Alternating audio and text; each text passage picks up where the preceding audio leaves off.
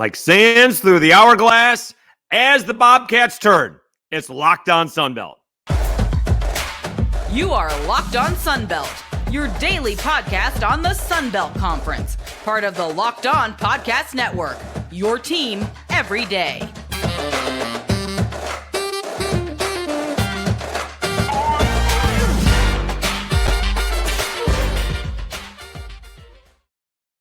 All right, Dave Schultz, Locked On Sunbelt, your team every day. Today's episode brought to you by FanDuel. Make every moment more. Right now, new customers get $150 in bonus bets guaranteed when you place a $5 bet. Visit FanDuel.com/LockedOn to get started. All right, yes, I conflated a couple of different soap operas. I'm not sure how many people know about soap operas these days. But it has been crazy what's going on in San Marcos. We'll get to that here in a second. Sunbelt versus the MAC Part 2 was released yesterday. We'll talk about that. And we're finally going to get to ranking the Sunbelt West QBs, although the rankings probably changed a little bit with what's going on in San Marcos. Okay, so let's recap. And I found the statement that Texas State gave to GJ Kinney, I guess, gave to the university newspaper. So quickly to recap.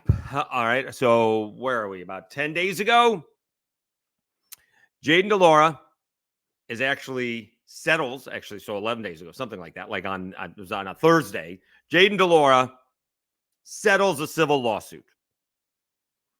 Then agrees to commit to Texas State. That was on a Friday.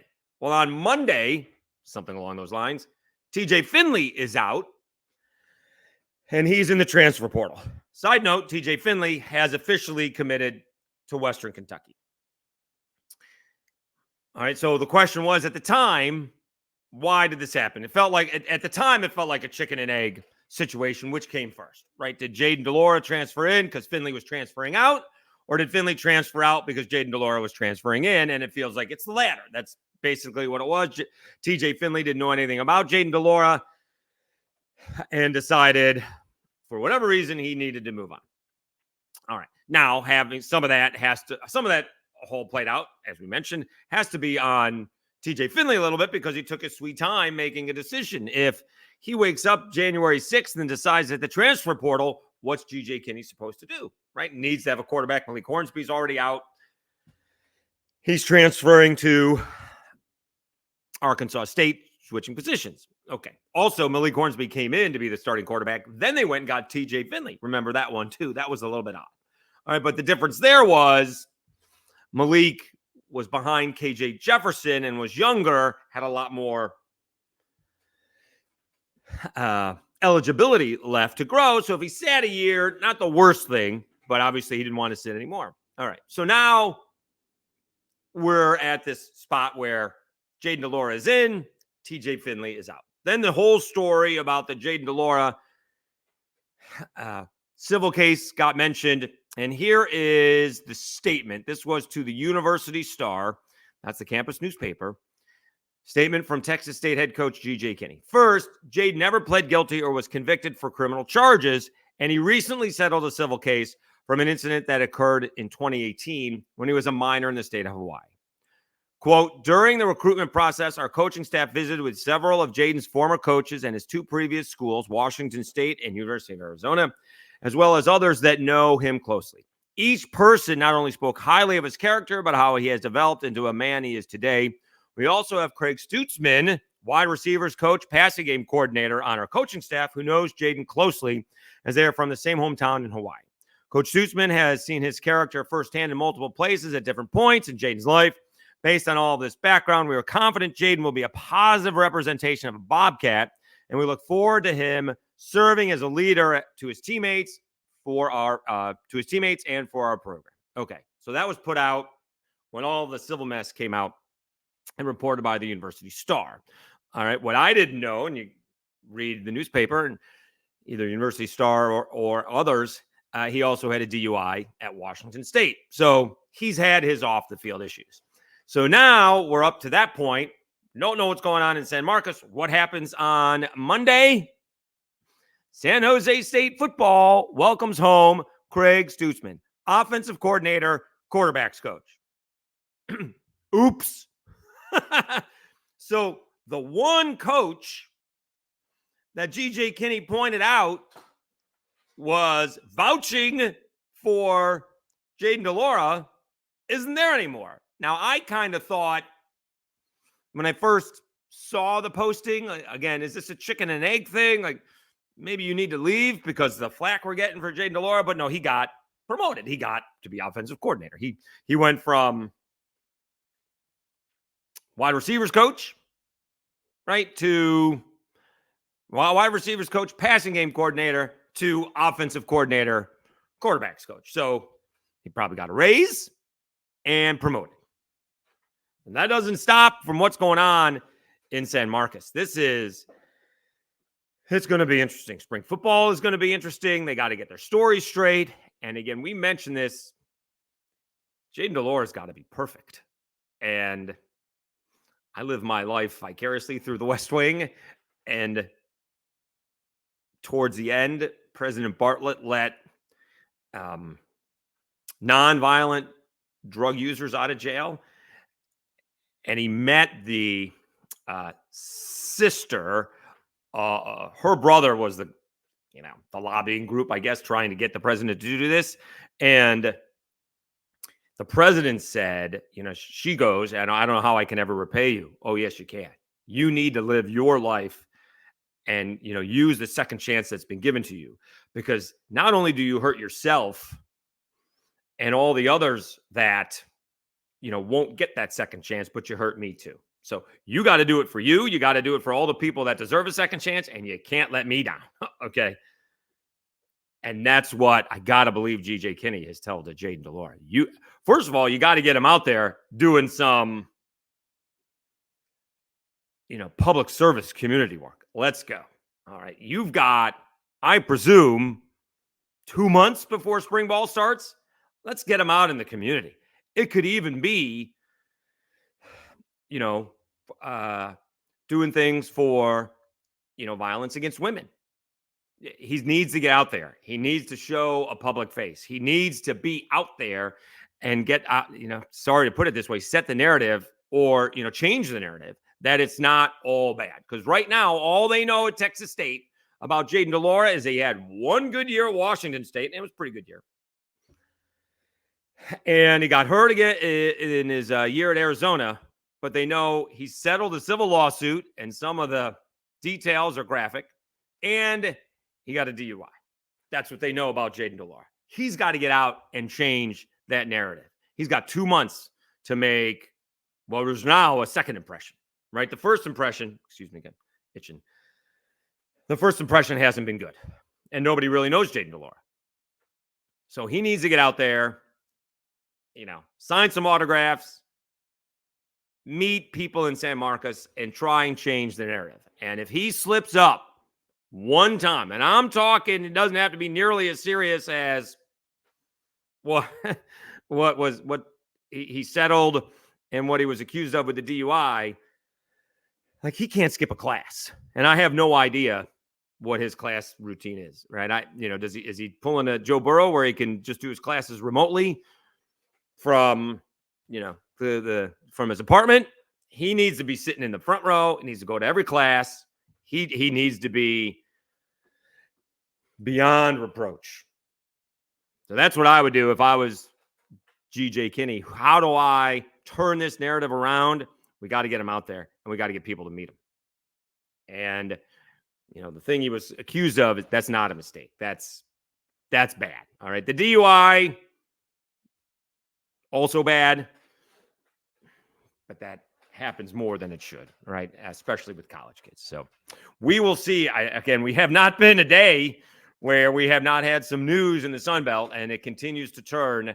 Again, I thought maybe that Sitzman had been pushed out, but then when you see he got a promotion and a raise, probably that it's tough for him not to take the job. Now, whether someone suggested he should have taken a job or look for another job, these are the jobs that all opened up because Saban left, right? I mean, Saban left. That opened up Washington. That opened up South Alabama.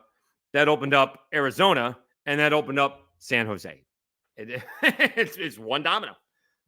We'll see what happens if we get any news today out of the Sun Belt. All right, let's take a timeout. When we come back, we'll go over that Sunbelt MAC matchup number 2.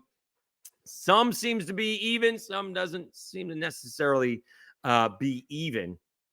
When we're talking, how did they match these teams up? Was it, NET or records? I'm not sure. All right, so let's take a timeout. Let me tell you about FanDuel. We are all set for the NFC and AFC championship games this weekend. You got what you got. You got Baltimore taking on Kansas City, Lamar versus Patrick, and then you have San Francisco and the upstart Detroit Lions. But there's still plenty of time to get in on the action with FanDuel, America's #1 sportsbook. Right now, new customers get $150 in bonus bets guaranteed when you place a $5 bet. That's $150 in bonus bets, win or lose. The app is so easy to use. There's so many different ways to bet, like live same-game parlays. Find bets in the new Explore tab. Make a parlay in the Parlay Hub, the best way to find popular parlays, and more. So visit FanDuel.com/lockedon and make your first bet a layup. FanDuel, official partner of the NFL.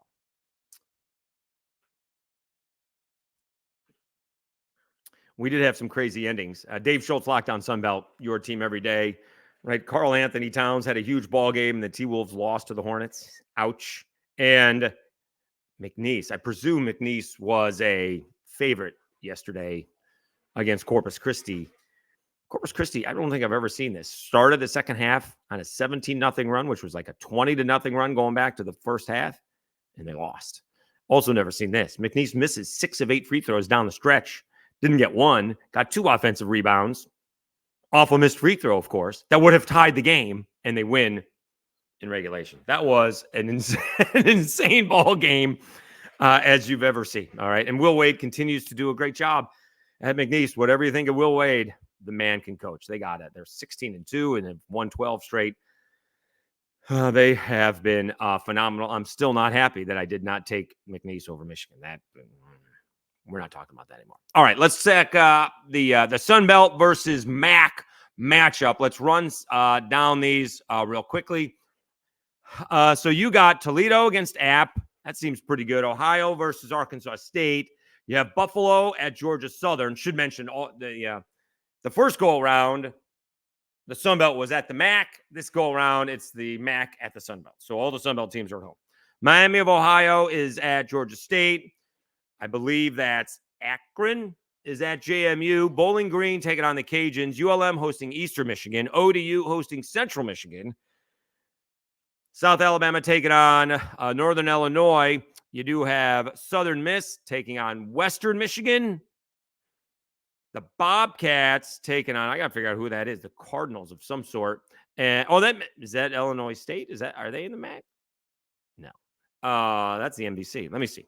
And Kent State taking on Troy. I thought I knew all the logos. I don't. Let me see who we got. Oh, that's Miami.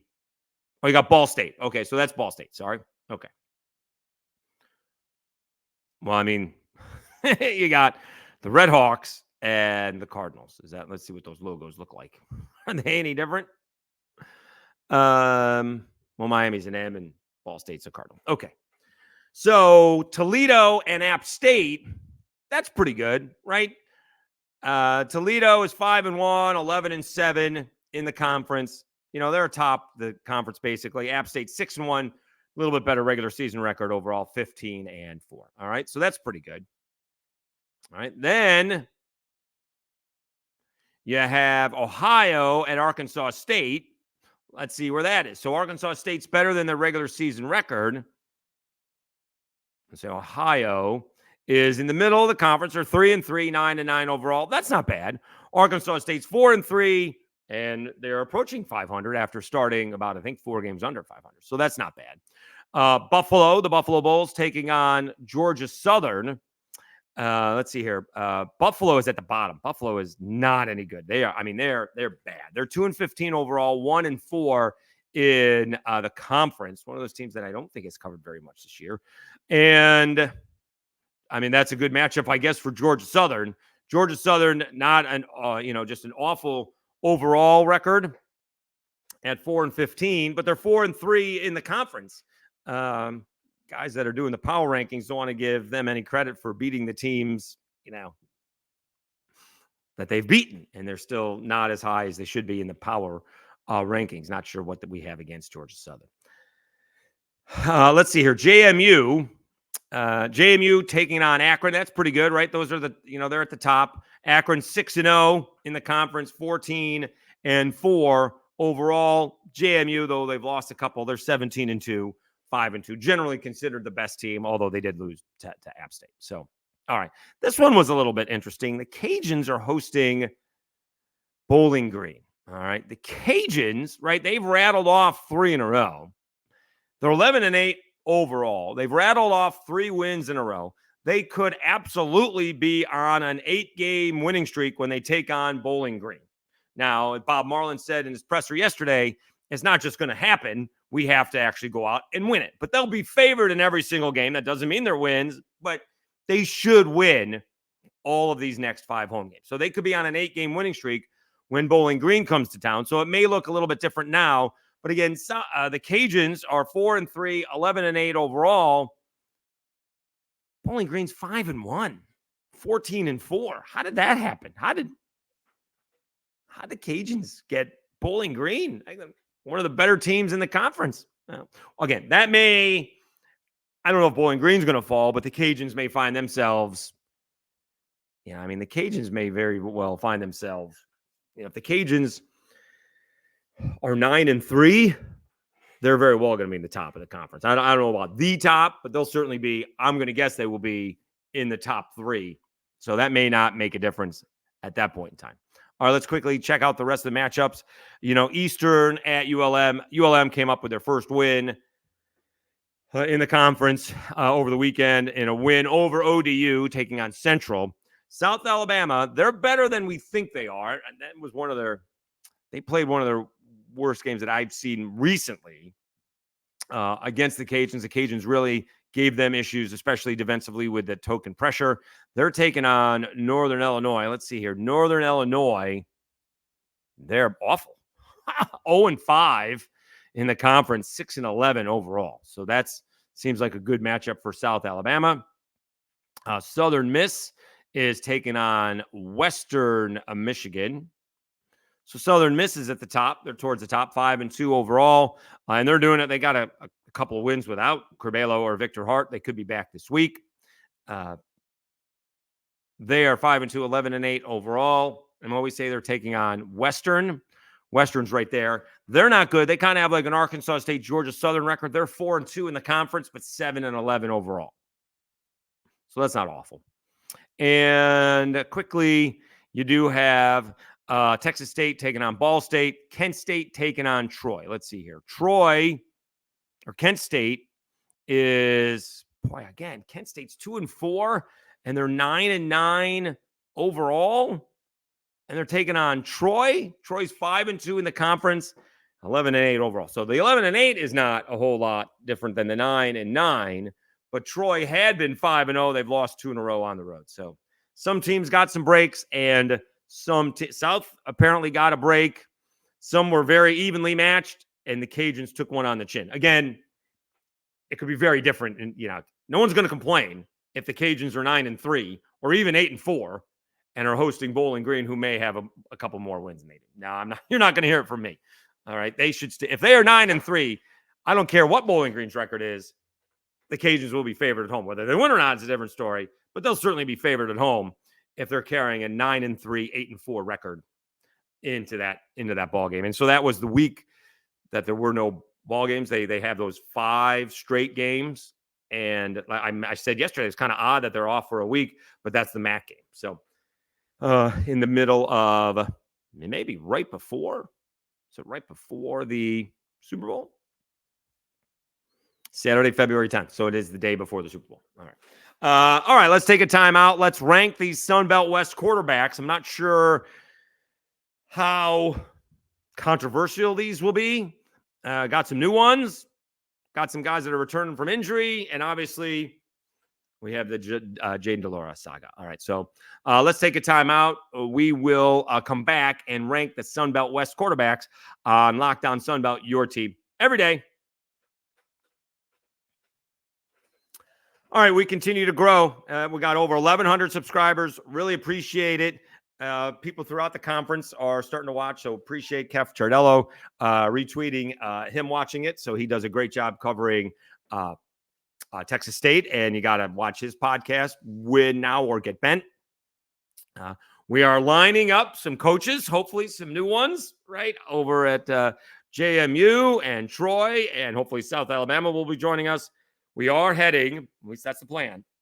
Plans can change, but we are heading to Mobile for the Sun Belt, or for the Senior Bowl, and hopefully we'll talk to the Sun Belt players there. And we are trying to schedule Jim Nagy, who is obviously, incredibly busy getting ready for this game. We'll maybe get him momentarily during the week, but we're trying to get him leading into the week. And basically where the, how you invited some of these guys, of course, the running backs speak for themselves, Kamani Vidal and Rasheen Ali. But when you're looking at the defenders and, an offensive lineman, how do you go about grading those guys, and where would these guys get picked in the draft? All right. So thanks so much for watching. Remember to subscribe to the audio podcast as well. Apple and Spotify seem to be the most popular. Don't forget to let people know about YouTube. Please subscribe. See how quickly we can get to the 1,200 mark moving forward. All right. We'll rank the Sunbelt QBs next right here. Locked On Sunbelt, your team every day. All right. Dave Schultz, Locked On Sunbelt, your team every day. Actually did this stuff a couple of weeks ago. All right. This was ready shortly after we ranked the coaches. And then we've just got news, more news, right? With the Kane Womack leaving. Could he leave? And then he did leave. And then the Major Applewhite news. And then the Texas State news and the TJ Finley news. So there's been a lot more immediate news to talk about than ranking these quarterbacks. All right, so I got the quarterbacks ranked, and let's do 7 through 1. All right. I don't know what Jared Parker's going to do at Troy, but I got to go. I'm taking him because he's got, he wins the all-name club in the Sun Belt, at least with quarterbacks, is Goose Crowder. How can you not root for a guy nicknamed Goose Crowder? So we don't know a whole lot about him. He played a little bit. I really think there wasn't a whole lot of time for him to play, but he got in there enough that we know his name. And so we're looking for Goose Crowder, but he's number 7 right now in the Sun Belt West, and that's due to lack of experience. All right. Then at ULM, who do you got? Jaya, they went through a bunch of different quarterbacks. So Troy's got a new coach in Jared Parker. We don't know what's going to happen there, right? ULM's got a new coach in Bryant Vincent. Jaya Martin was there, and the former Cajun Hunter Herring is there. And again, Jaya had the job. Hunter played a little bit. So again, a little bit of inexperience and a little bit of inconsistency with Jaya Martin. So we'll see who gets the gig. With new coaches, you have no idea. Okay. So ULM's QB right now is number 6. I'm going to put, and this may be the most of the controversial selections, Southern Miss's Tate Rodemaker for the Fighting Will Halls at Southern Miss. I'm going to put him 5th because we just don't know. All right. He was a 3-star quarterback coming out. He did go to probably his best offer in Florida State. He's got the makings of, a really good quarterback. We just don't know. But we're giving him the benefit of the doubt because he went to Florida State, and somewhere along the way, you had to see if he could, make it through, get to a Power 5 school. And then he was playing, and, if he doesn't get hurt, Florida State may have been in the playoffs, right? But because they were down to their 3rd-string quarterback, they didn't. So we're going to give him the benefit of the doubt. I admittedly, my own biases. If Tate Rodemaker was coming from a G5 school with the background that he has, we'd probably put him 7th. But we're going to take other people's word for it, and we'll put him 5th. All right. If that's a bias, it is what it is. 4th, Gio Lopez. All right. So far, Gio Lopez from South Alabama is sticking around the Jaguars. I think he was happy and lobbied, if you will, on social media for Major Applewhite to get the gig, and he has. And he had a fantastic bowl game. Played okay against Troy in a tough spot against the Trojans. He can run it, and he can throw it. It's just a little bit different because he's left-handed, and I don't mind just saying my biases with a left-handed quarterback. It just looks different than a right-handed quarterback, but he absolutely has potential, and we'll see, if they match that potential moving forward. But he'll have, at least right now, a couple years more of. He's actually got 3 years of eligibility remaining. So South Alabama's quarterback, Gio Lopez, number 4. Arkansas State's Jalen Rayner, your freshman of the year. He is number 3. All the potential in the world. Butch Jones, the coach, finally went to the freshman, and, he beats the Cajuns, helps to put 77 points up on Texas State.